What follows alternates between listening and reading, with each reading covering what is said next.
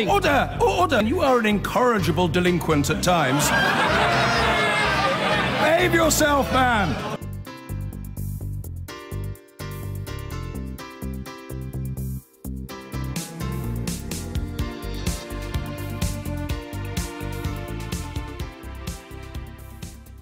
Well, 'tis the season of goodwill, and boy, do we need one, you might say. Ill will seems to have been the hallmark of public discourse. We've spoken a bit about hate in politics with Diane Abbott, but relations between Muslims and non-Muslims have potentially been strained this year with several terror attacks and the hardened attitudes that sometimes follow.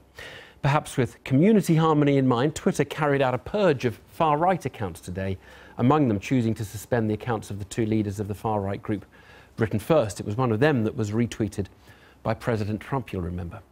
Well, in a few moments, we'll reflect on Islamophobia in the UK with Sayeeda Varsi.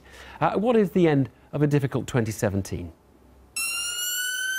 It's been yet another year that has seen violence in the news. Division between Muslims and non-Muslims is a theme that won't fade. Some react by creating barriers, others react by trying ever harder to take them down.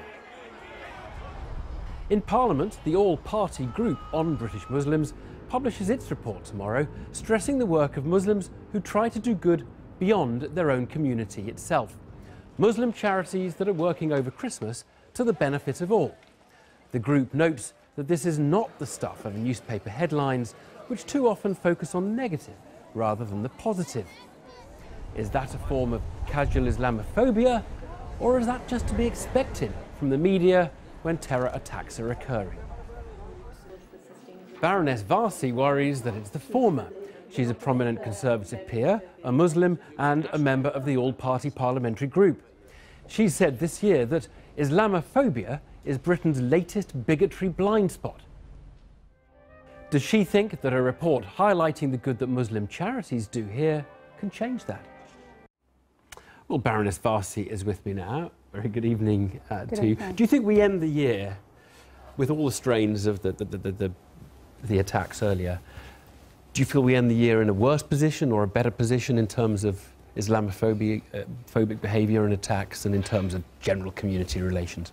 I think what we're trying to do is end the year in a much better position. It is the season of goodwill, and that's why we felt at the all-party parliamentary group on British Muslims that this was the right time to release some of these findings from a report which will be published in the new year called Faith as the Fourth Emergency Service. And one aspect of that was this real huge amount of volunteering that was happening up and down the country, British Muslims were doing at this time of Christmas. And crucially, not just Muslims helping other Muslims, but Muslims just working for the community in general. Well, actually, interestingly, what we found when we heard the evidence was that the majority of the work that was being done around Christmas, the donors and the volunteers were predominantly Muslim from the charities that we were speaking to, but the majority of the beneficiaries were not. So it was real interfaith work. And so what we were trying to do in this report, and what we're going to do when we launch this tomorrow, is really highlight that everybody, including Muslims, is going to be working towards hopefully a very merry Muslim Christmas. Yeah, okay, but you haven't answered my question, which is,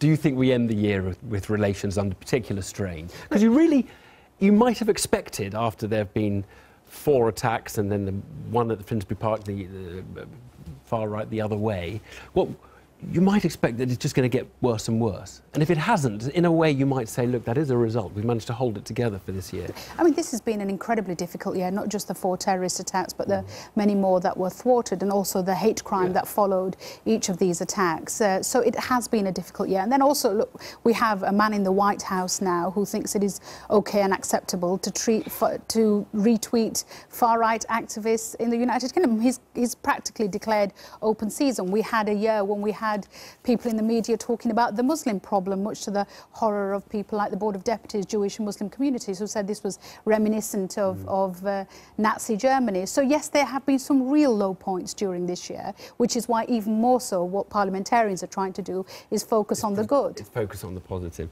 How about the Conservative Party? Do you see much good news in the Conservative Party on this issue?